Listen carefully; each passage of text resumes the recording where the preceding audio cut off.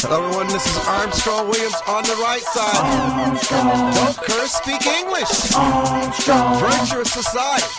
Armstrong. I dare you to listen. Hey, turn it up. Hey. Armstrong. Get on the right side. Armstrong. Elevate your mind. Armstrong. I'm Armstrong Williams on the right side. Armstrong. Hey, yo, man, it's your boy K.O. And you're tuned into the most conservative of our brothers. Armstrong. The Armstrong Williams Show. Please give me a break. Grow up.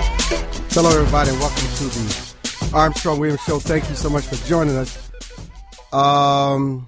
I guess that is my guest talking, and we're live here. Hello, everybody. This is Armstrong Williams, and thank you for joining us today. I think this is Llya. Is this Mr. Katz?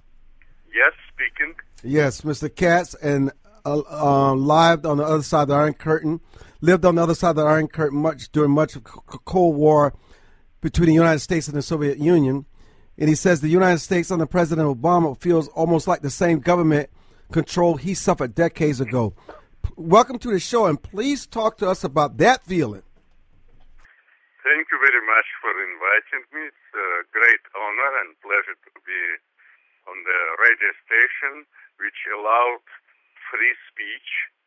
And, I can tell a couple words about myself if you want. I'm a political refugee from Russia. I was one of the millions slaves who was forced to build the great Babel Tower of the socialism. But personally, I prefer Leaning Tower of Pisa. It's lean, but does not fall. I'm a satirical writer and speaker, and I decided to donate my golden years to my country. In 2 days, I will be 77 only. So I am writing books, and my book, Obama Sutra, illustrated, already published. You can see on ebooks and Barnes & Noble. And I'm also publishing 7 more books on different conservative political topics. In addition, I am running for U.S. Congress, District 23, as independent conservative patriot.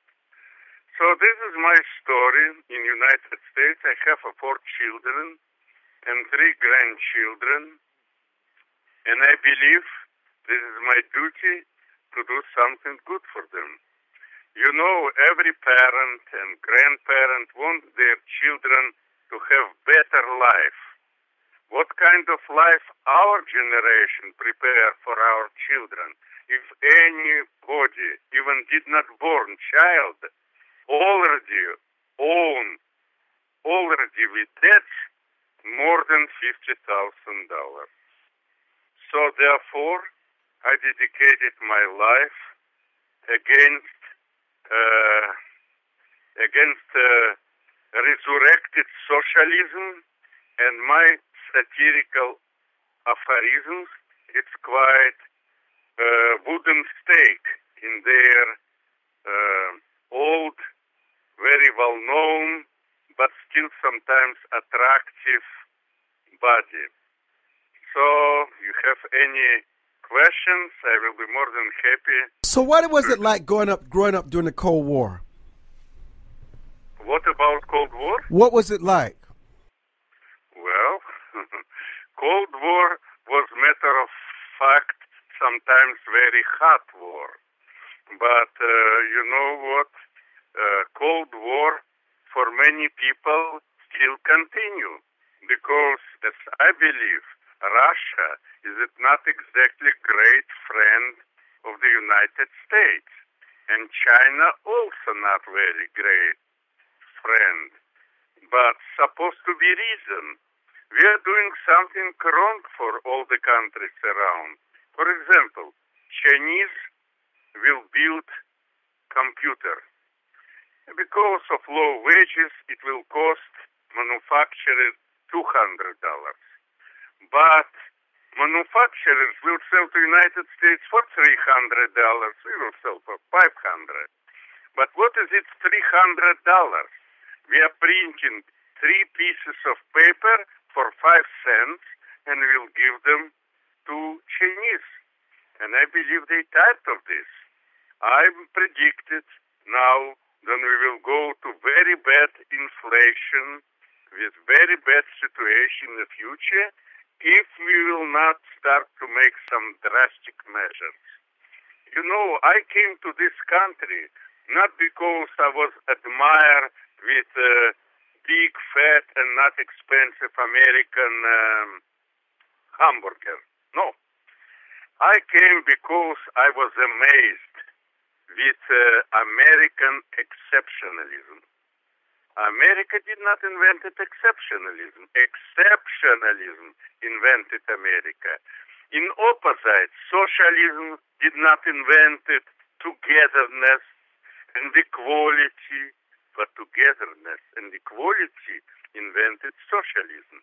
And today, when I hear some of the speeches of our leaders with very old and very known for me, not very pleasant tunes, I understand where we are going.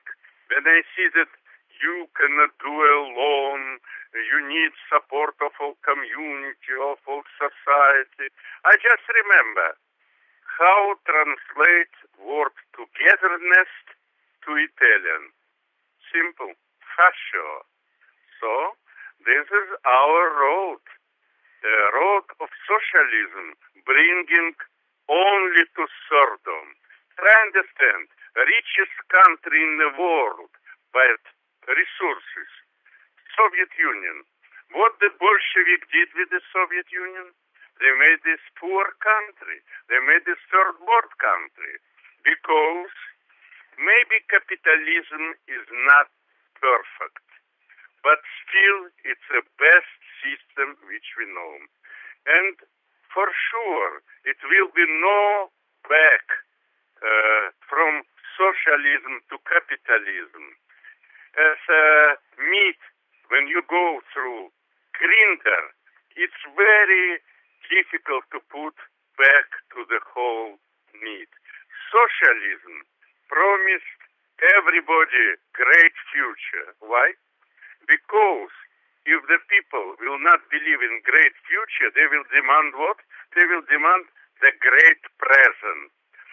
Socialism promised people pie in the sky. But this pie on the leash, and people at the end of the day will get leash but miss the pie. So all socialists and all power abusers try hard to force into the head of the public the completely absurd thought that motherland and government are synonymous. No. Motherland is a mother who gave us a birth, and the government is a vehicle that hardly ever moves in the same direction as the public interest. All dictators of all peoples and times make this error. They confuse the concept of state with that of homeland. They also want us to make the same mistake. I will show you a couple things. For example, what is means socialism? What is the common between the Soviet Union, former Soviet Union, and today United States of America? A lot of common. First of all, government tried to take over industry. The second, government take over of financial institution. Government take over of medical care because it's extremely important for anybody. Government taking over education. And education, I have to admit, when I see on TV strike teacher in Chicago, education not in a very good level. In America, everybody said, oh, this is no good, we have to add more funds. Funds, it's not everything. It's supposed to be accountability. We have to ask teacher for evaluation, and this is normal. You're taking some worker, so you have to be sure that he performed good. I met in Russia one big professor, academician, with all these medals and big and very big. You know what? He was maybe great medical doctor 30 years ago. 30 last years he stayed on the same place, and he became administrator. He is not doctor more. The same with 10 years. People stop to grow. They have no incentive to grow. Nobody demanded to grow. You know, when water moving, it consists of stream. But if water staying in one place, no movement, it will become a swamp. Today, America spent more money for every student than any other country in the world. Still, we are not on 17th place in mathematics and physics. Why? What, we are more stupid? No way. Something wrong with the system.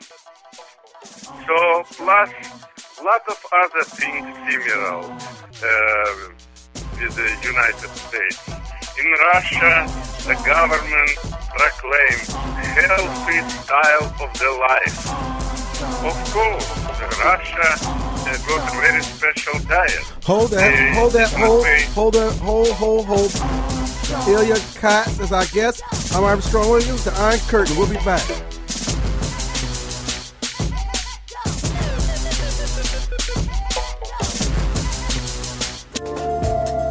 For more information on the Armstrong-Williams Show, please visit our new website at www.rightsidewire.com. There you can find his syndicated column archive, view live streams, and get your favorite conservative pundits' views on the current issues affecting the American people. From building wealth to foreign policy, stay connected with Armstrong-Williams and his colleagues at the all-new www.rightsidewire.com. High Point University has experienced unprecedented growth during the worst economic disruption in decades. This growth is driven by a university that focuses on holistic education, on experiential learning, and on values-based living. At High Point University, every student receives an extraordinary education in an inspiring environment with caring people. See what makes High Point University extraordinary at highpoint.edu. Anderson Brothers Bank, a family-owned and operated establishment that blends traditional personal service, local market awareness, and advanced technology to meet the financial needs of its customers. Visit abbank.com or call 843-464-6271 to see how they can assist you with your banking needs. Anderson Brothers Bank, celebrating 75 years of community banking, the way it should be. Stability right in your backyard since 1933. Join the millions of Americans who pursue one of our country's finest traditions, from hunting to sports shooting. Since 1871, the NRA has grown as a service organization involved in all aspects of shooting sports and is a proud defender of the Bill of Rights. Join today to begin taking advantage of exclusive membership offers and discounts, including up to $25,000 in insurance coverage. Contact the NRA today. Call 1-800-672-3888 or visit nra.org. Life is full of unexpected changes. Everyone has potential to do wrong. And when they choose to do it, contact the Bucksell Group for your private investigation needs. TheBucksellGroup.com or by phone at 202-243-9746. Whether there's an instance of a cheating spouse, child custody, process service, or security, don't continue suspecting. Get closure so that you can move on with your life. Visit TheBucksellGroup.com now or call 202-243-9746. If you think it's happening, it probably is. Where heads of state, sports, entertainment, and political celebrities meet. You're listening to Armstrong Williams. And welcome back with our guest, Llya Katz and the Iron Curtain. Talk to us about the early leaders who led Russia up to Vladimir Putin. Well, and their legacy and impact. He is not really leader. leaders supposed to open new horizons, sometimes false ones. When a leader promised future well-being, we can see the same as a horizon, same as mirage, then closer to horizon, then horizon go further and further. New leaders of the Soviet Union, 1917, they were believers. They want to bring betterment for the society. I call this system SB, Society Betterment. But as a result, it was a very well-known BS. These leaders try to force people to the great future. But as old saying, with a good intention, a paved road to hell. So I escaped from the hell. I was a freedom fighter. I was a prisoner of conscience, and I have no any desire to be a prisoner of nonsense. But system is the same. Check historical parallel. How revolution started, any revolution. Don't forget that our leader, Barack Obama, promised fundamentally transform our country, our society. Well, try to see. What is the fundament of our society? I can see our society is a pyramid. In the bottom, working class, what we call middle class, people who produce something, top, and the top, government and president. If you will put upside down, pyramid will not stay, because government and president, they are not producer. They can make a redistribution to take from one part of the society to give to another. And you know, all these revolutionaries, in all history, they failed. And try to understand, what was the name of the person who promised finish unemployment, to build infrastructure, roads and bridges? Well, Lenin and mostly Stalin, they did this. It was no unemployment in the Soviet Union, but nobody paid a real salary in the Soviet Union. You know, sometimes country divided on two parts. One part marching in military or police uniform, and another part of the country in prisoners' robes. But they build roads, they build industry, but millions and millions died. This was a fundamental transformation of capitalistic system.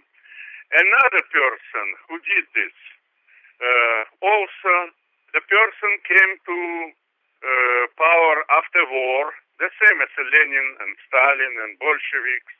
When people were poor, when people were distracted, they waited for Messiah. And Messiah came, historically came, and they built some not so bad life for the poorest people. Another Messiah, after First War, where Germany lost the war, Germans were disgraced and unhappy, also came and promised to build road, infrastructure. The person did not care about individualism. Person need a heart. Well, this person named Adolf Hitler.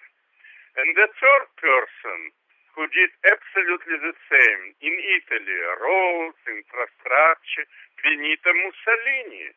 And both of these Führers, one Führer and another Duce, which means the same, they were on the cover of the Times magazine. And last person, please don't make any parallel, this is just facts. Another person who did the same, build a road, fought with unemployment, but with less success was our lovely Franklin Delano Roosevelt. He ruled also with iron fist.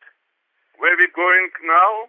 You know, now we have a very lousy economical situation, high unemployment. Our moral, our belief in the God decline. It is a time for Messiah. Everybody waited. We need that something will happen. So we have Messiah with one problem.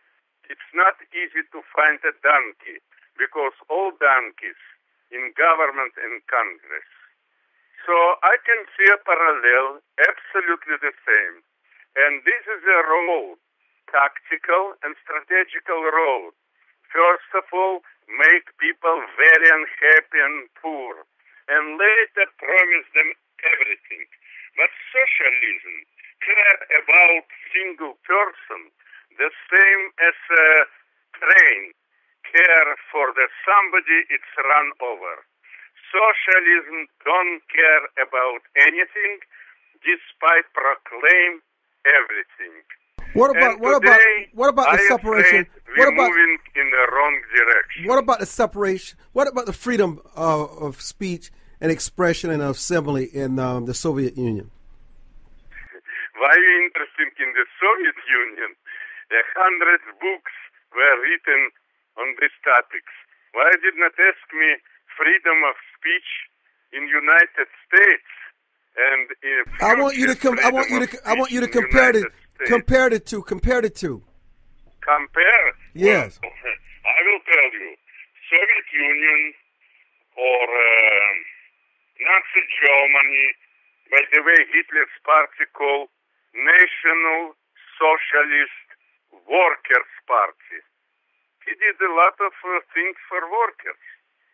So later he sent them to die in the France of the Second World War.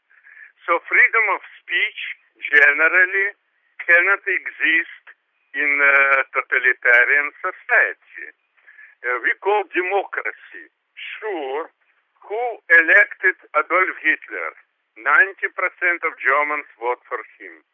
Who elected Benito Mussolini? The same way, people. They went to power under law. All Russian workers were behind Bolsheviks. So, you get everything what you cook by yourself. It was no freedom of speech. Completely. It was a party rules. And what started in the United States?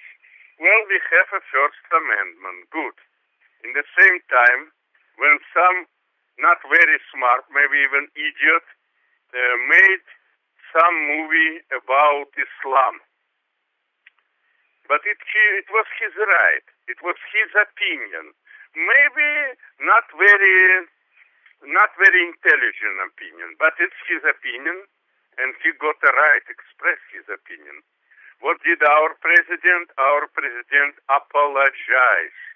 Then somebody made a movie which nobody seen this movie. I did not see this movie. I'm sure you did not see this movie. I don't know who seen this movie. Maybe some grain of the truth in this movie. Quran, when we talk in peaceful religious, Quran and Prophet Muhammad said directly, kill infidel. If you do business with infidel, any agreement could be nullified. Don't keep any promises. You know what? It was a military, religious, because in this time, maybe it was a historical necessity. It was a war. I'm afraid that freedom of speech in our country, in United States, America, very diminished. I published book, Obama Sutra Illustrated, 900 political aphorisms, very conservative, very sharp, and very funny, and about 150 cartoons. And I decided to make advertisement, paid advertisement in Newsmax magazine, in American Spectator, and another magazine, Weekly. Do you remember what is the name of the magazine? Weekly Standard. Or Standard Weekly. Yes. So I sent them my small advertisement. It was expensive. And they said, okay, we like how you did this. It's very colorful. But in a few days, they called me and they said, we will send your money back. We don't think our readers will like this. It's called politcorrectness. I call politcorrectness the cancer of American society. If we will look in the mirror, please tell me, do you think regular white Caucasian newcomer in Congress who just spent a couple years in Congress got a chance to be elected as the President of the United States without experience? And he won over women. Listen, my man, thank you so much, Llya Katz, for joining us. And I encourage people to go out and buy.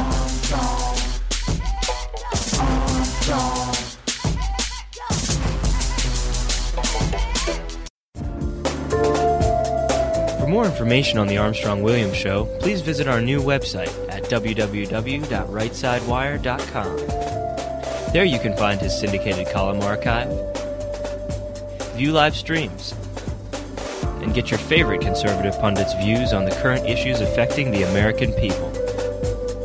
From building wealth to foreign policy, stay connected with Armstrong-Williams and his colleagues at the all-new www.RightSideWire.com. America must change course if we hope to survive and save the American dream for our children and grandchildren. How do we fix Social Security and Medicare? How do we cut government spending? How do we reform health care? How do we simplify the tax code? The Heritage Foundation has a bold plan that tackles these tough problems using common sense solutions that leave partisan politics on the sidelines. Find out how we can save the American dream at savingthedream.org, paid for by the Heritage Foundation. Hi, this is Armstrong Williams with an opportunity to own a piece of paradise in Nassau, Bahamas. Spectacular land prices, 8,000 square feet, 20,000 square feet lot, affordable prices, hilltop properties with views of the magnificent sea. Just call 242-677-3120 or 3121 or go to info@rightsidewire.com and leave your information. Does your school, team, church, or charity need a new fundraiser? Do you need to work out of your home or part-time? Are you a small business that can use an additional revenue stream? Then you need Yellow Llama. Do you need affordable web services or tools to enhance your existing business? Are you a graphic artist who wants to create a revenue stream with your art but not get ripped off? Then go to www.yellowllama.com.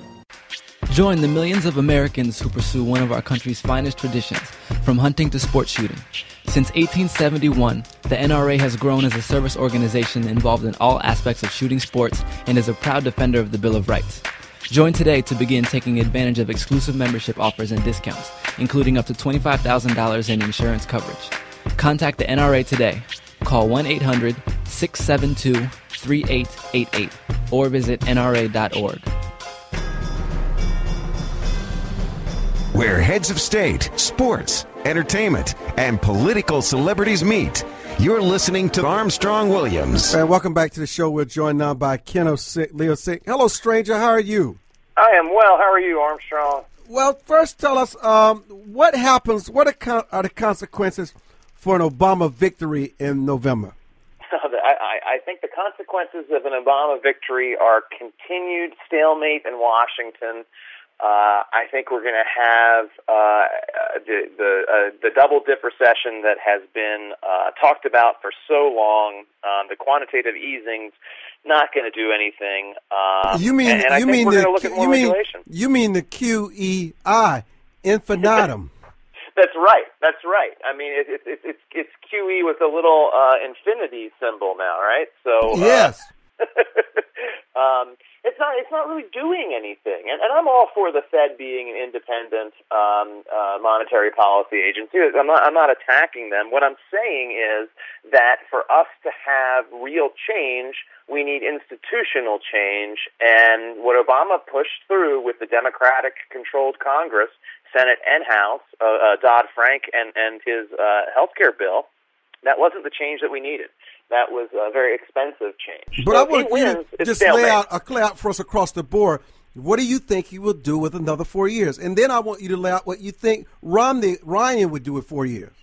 Right. Well, I don't think that in another 4 years Obama will be able to achieve much, because I don't see the House going into the hands of the Democrats. And with a Republican House, he's not going to be able to get anything done from a legislative perspective. What I think he will do is try to soften our foreign policy. We're seeing that now. A lot of blaming of the movie in the Middle East instead of realizing that much of this was pre-planned, was in response to 9/11, and that people don't bring RPGs to protests against a movie. So we're going to see him continually wondering, well, why don't they like me? And continually, I think, pandering, frankly, to many of our enemies. Hopefully I'll be wrong about that, but I do have a real fear that that's what we'll see. Now, if the Romney-Ryan ticket wins, it's not going to be the land of milk and honey. Manna is not going to fall from heaven. Things are still going to be hard. However, if they're willing to be probably deeply unpopular for their first 2 years, because we're going to have some really big cuts. We're going to face a sort of austerity budget that was faced by the UK under the conservative-led coalition. And I think it'll be a tough 2 years, but I think that what we'll see is budget cuts. I think we'll see quality of life going down, maybe even more job losses for the first 2 years. And then for the second two, I think we'll see it pick up, that those cuts will finally work. I think that 2 year period of rolling back the regulations that have come down the pike during the Obama administration and some of the Bush administration, rolling back government, that will start to have an impact, and that jobs will start to be created, and particularly the financial sector will be more involved in lending. And look, I didn't want to sound too harsh on the QE Infinity program. I'm glad that they're involved with at least buying mortgage-backed bonds now instead of other bonds. But frankly, what we need is a systemic, or a systematic, probably, as the correct word, change to our GSEs, Fannie and Freddie and Farmer, and we need to stop the government being the main entity involved in the mortgage market, and that's going to be really hard. And the only way that's going to get done is if the White House and the Congress, or at least half of the bicameral Congress, are of the same party, because it's going to take really hard work. So that's my looking into the crystal ball. I kind of hope I'm wrong. I hope I'm being pessimistic, but that's how I see it. Have you been wrong before? I have.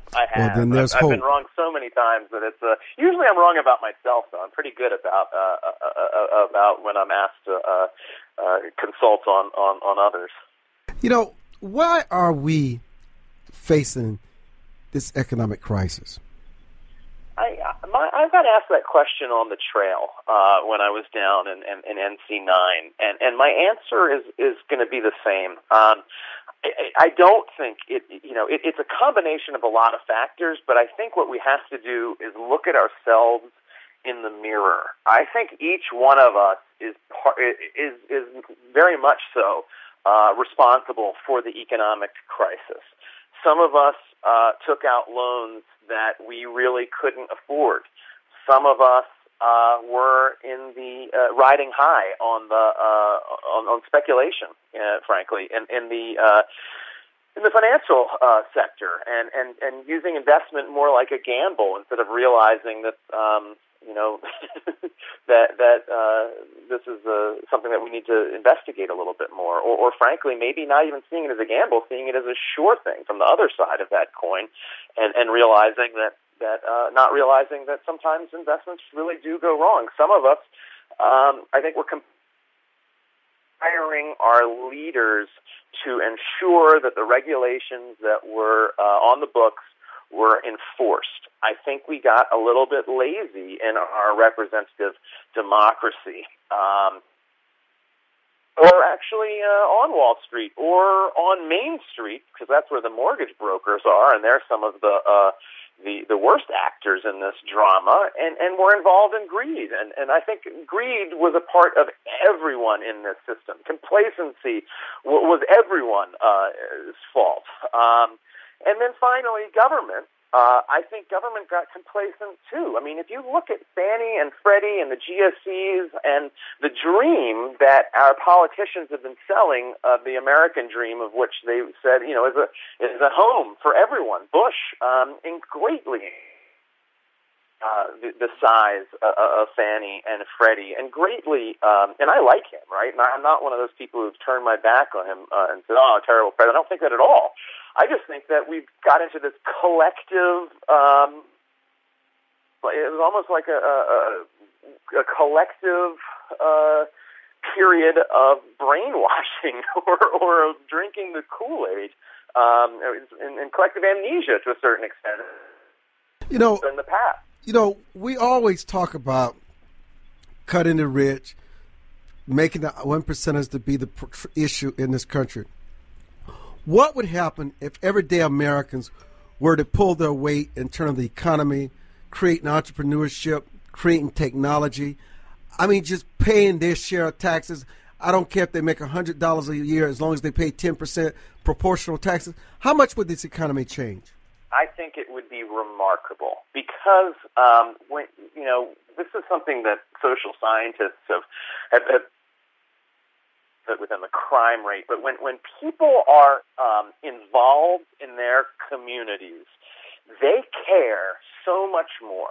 They're involved so much more. When people have ownership, right? And ownership doesn't actually mean you have to own the house. It means that you're actually involved in the process. So if every single American gave at least 10% of what they earned, no matter how little or how big, then every single American would realize that they have a say in our governance. That we would get our voting rates up. We would see people working harder. We would see people understanding the value of entrepreneurship and the necessity of innovation and entrepreneurship. So I think we wouldn't just see economic growth. Definitely, I think we'd see economic growth, and the Treasury would be full. I mean, because we would be collecting significantly more revenue.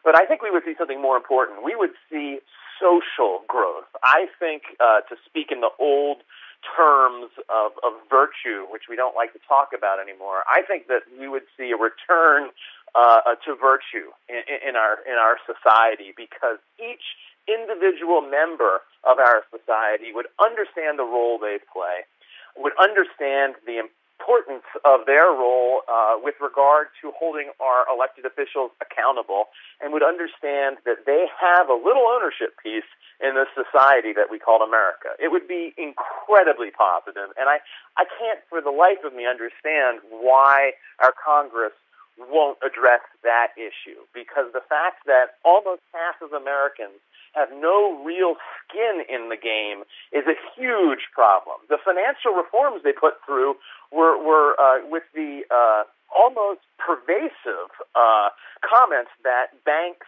and investors need to have more skin in the game. I mean, that was the capital T truth that was being thrown out constantly by Barney Frank, by the Democratic folks on the Financial Services Committee, by the Republicans, Treasury, you name it, the Obama. But individual Americans need to have skin in the game too, perhaps even more than big businesses, because individuals have consciences, and we can have a return to virtue. It'd be amazing. Isn't it true that it's exceptionalism which makes America great instead of the other way around? I think absolutely. I was listening to a program earlier today, and an Al Jazeera reporter was saying he became American and believed that the American exceptionalism was on our Bill of Rights and the freedoms that were found in our Constitution and what we are as a country. And I agreed with him to a point, but what was left out was the responsibilities that come with those freedoms. It's those responsibilities that allow those freedoms to exist, and I think that's American exceptionalism. I mean, I think that's where the rubber meets the road. The fact that each individual has an actual stake in our society, in our economy, and in our government. That's what makes America the exceptional place it is, and I definitely think so. You know, what are we doing to prepare the next generation? Not enough. You know, Hold that. We're coming back with Ken Leoncynck. He's a regular commentator to the Armstrong-Williams Show. He ran for the Congress, Sue Myers' old district in North Carolina. He joins us. Don't go away.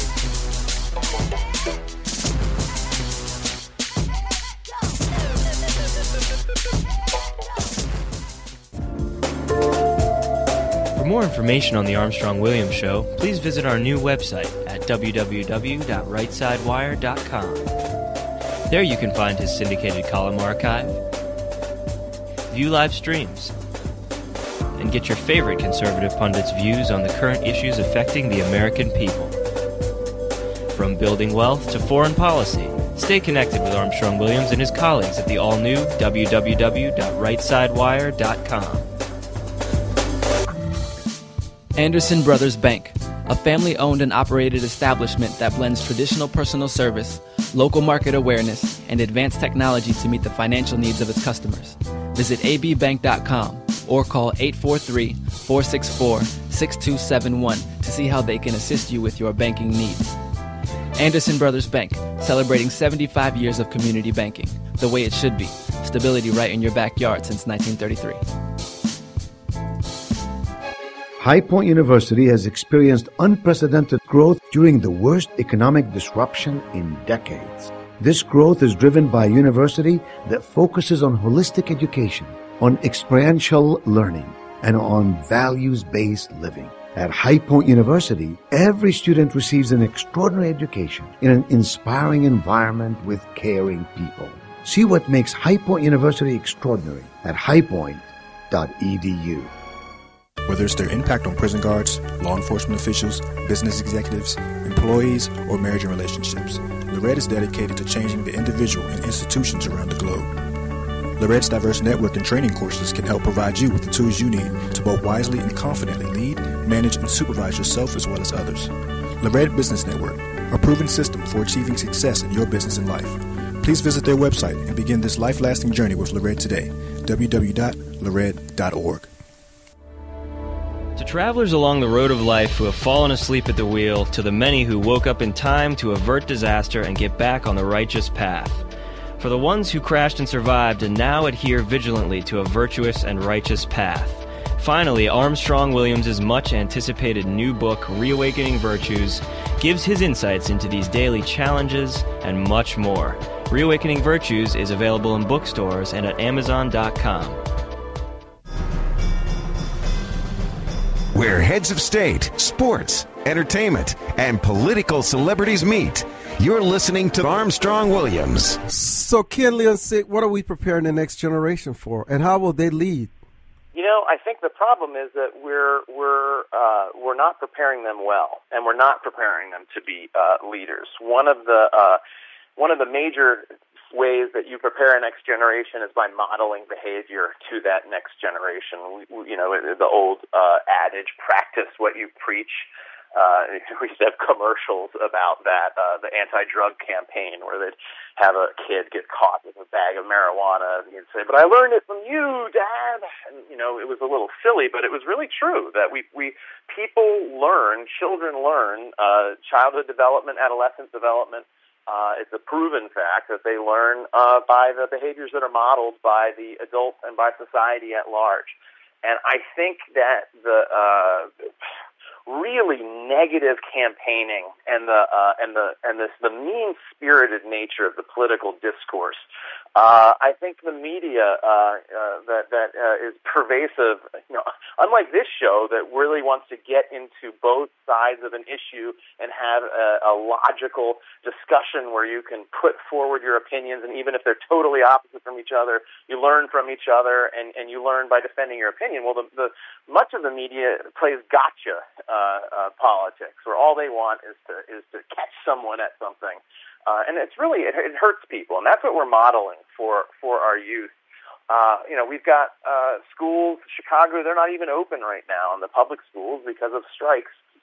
We're modeling a divisiveness and a behavior that I'm afraid is going to catch up with us. My hope is that the church will continue to take up its mantle of educating our children in virtue, in ethics. I'm an ordained minister. I've always said that the church should play that primary role with the parents as the building block of of society. And it's not a role of, when I say modeling virtue, of I'm better than you or I don't sin. In fact, it's the opposite. It's a role of I do make mistakes, I do sin, but I can go on and I can do better. One of the great things about America is we have embraced the model of redemption, but we're not seeing that anymore. Now we're seeing a model of gotcha. We love it when politicians fall from grace, when they have extramarital affairs or do something that is ethically wrong. We love to point at them, and there's a glee that almost comes in watching people fall. And at the same time, our society has gotten rid of the notion of sin, in that we don't think that there's a normative way of existing, that there is right and wrong. We have instead a view of relativism, of what's right for you is right for you, what's right for me is right for me, and they could be totally different. So it's kind of funny that those two exist at the same time. The holding our political figures and business figures to this incredibly impossible standard because people make mistakes, but also then saying, well, except for them, those people are different. Everyone else, me, there is no sin. I can't do anything wrong. It's right for me. I have a lot of fears about that. I'm not convinced that I know the way forward. What I do know is that a way forward is for every family to be intentional about what they model to their children. Don't just preach forgiveness, live it. Really do forgive. Don't just talk about virtue. Try to live a virtuous life and admit failure as well, and pick yourself back up. I think if the family unit were realize that that's their role, parents, not schools, and frankly the church's job is to help with that, but it's still just to help. I think individual parents can make a massive change, and then when that happens, we can try to change our entire society. My hope also is some media figures, media owners, might realize the damage that gotcha journalism, gotcha politics is playing on our society, and may hold their media entities accountable. We're seeing that, frankly, over in Ireland right now, where the magazine in Ireland, or newspaper in Ireland, that published those pictures of the Duchess of Cambridge and her husband, the prince, which were taken in a huge violation of their privacy. The owner of that paper is getting out of his 50% stake and may even be shutting the group down. I actually think that's a good thing, and I hope we see more of that. What is it going to do to loosen the overstrangulation of the economy on minority, medium, and large-sized businesses? I kind of went out. Would you mind asking that one more time? What do we do to remove some of the strangulation, the economy, the small business owners, the medium size, the largest, just being stranglehold by overregulation? What do we do? Great question. And the thing is, we can actually start right now. I mean, if I were asked by Romney to write an executive order that he could put in place in his first 10 days, first 5 days, that would have a huge impact on the ogre regulation, particularly of the small and medium-sized businesses. I would make an order. There are already orders there. They came Bush, Clinton, Bush, Obama, but they're weak.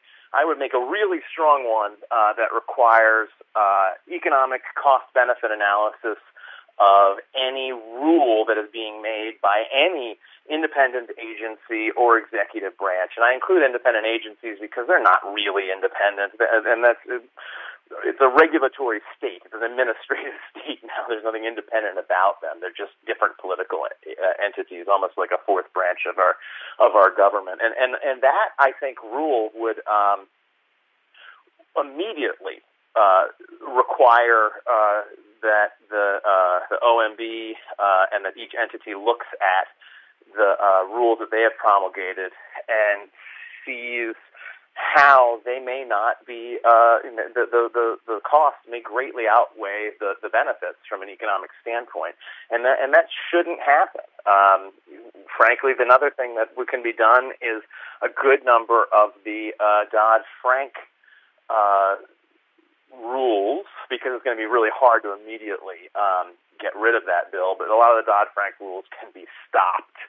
And I think finally it's almost a philosophical thing, but it could actually help us greatly, is if our lawmakers and our president really sort of stopped and said, instead of creating new laws, let's do a review of what's actually on the books and what works and what doesn't. And I would order an agency by agency review. A perfect example is the EPA, and I actually am very much in favor of alternative energy sources. I think we need them.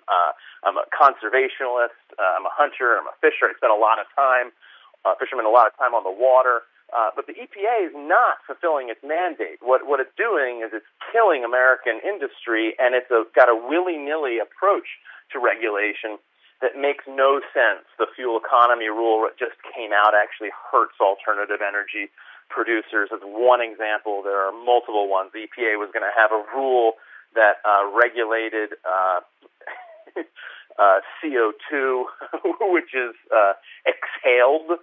So, again, this makes very little sense. So an agency-by-agency review of the rules, stringent cost-benefit analysis, and frankly, stringent cost-benefit analysis, and then an agency-by-agency review of the rules, really saying, is this fulfilling the purpose, or is it not? And this would be a major endeavor, but it could happen. I mean, the Congress, the president, whoever wanted to act, could put together a commission, a joint commission, or a committee, ad hoc or joint committee, which will have a staff that would, because you can't have the internal agency look at it, because all they care about is their own prerogatives. But an outside entity, it would cost a little bit of money, but it would save so much, and it would release that stranglehold that is being just killing our businesses. And the problem is the states have these strangling regulations too. So I would hope that each state would maybe follow that example. What about the issue, in the 2 minutes we have left, opening up free trade? I've always liked the saying, free trade is fair trade, and I'm very much in favor of free trade. I think that will help the overall world economy, but it has to actually be free trade. For China, as an example, it's not free trade with China when they're manipulating their currency. And that's something that Schumer, I think, had right. And it's very rare that I get to say that. So I'm all for free trade, but I think we have to be really careful about making sure it is actually free trade. And finally, that's a place where I think humanitarian goals can really fit in, because it's not a part of putting military boots on the ground, but rather it's saying, we choose only to do business, with those who follow at least a very basic level of human rights, religious liberty, and so on. I think that's an area where we should continue to be leaders in the human rights field and maybe expand our reach. In our final minute, your final thoughts? final thought, frankly, would return to foreign policy. There's so much right now about the outrage in the Middle East about some random movie. And my caution would be, this happened on 9/11. That movie's been out for a long time. I think that movie is a pretense for the anti-American feeling, the anti-Western feeling that has been fermenting in the Middle East. Leoncynck, what is your website address? Leoncynck.com, Llya.com, or bookcamp2012.com, which is... Thank you for joining us, and we also want to thank Llya Katz. Take care.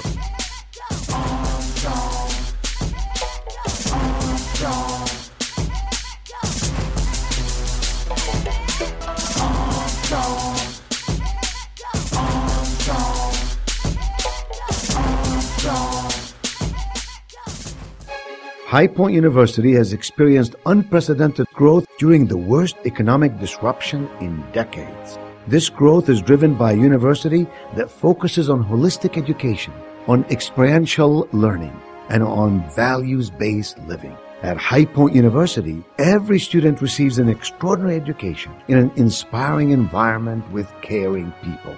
See what makes High Point University extraordinary at highpoint.edu. Join the millions of Americans who pursue one of our country's finest traditions, from hunting to sport shooting. Since 1871, the NRA has grown as a service organization involved in all aspects of shooting sports and is a proud defender of the Bill of Rights. Join today to begin taking advantage of exclusive membership offers and discounts, including up to $25,000 in insurance coverage. Contact the NRA today. Call 1-800-672-3888 or visit nra.org.